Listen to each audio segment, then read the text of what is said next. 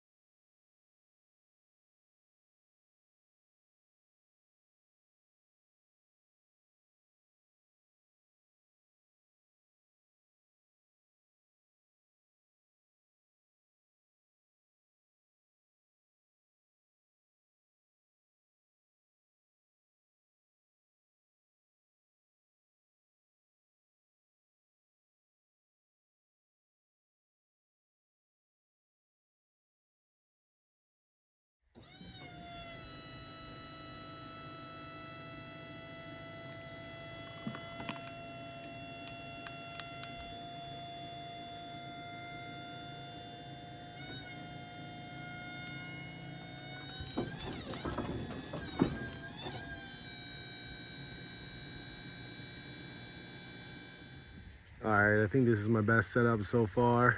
I got the red truck throwing all the slab wood on it. I got the tractor with the trailer milling out some 6x6s. I cut these trees down in like December, January, and got busy and the bugs took over. So they're not that great, but I'll use them, you know. Picked a few grubs out of them. Got the Wood Miser LT35, and we'll see what we can do with this one.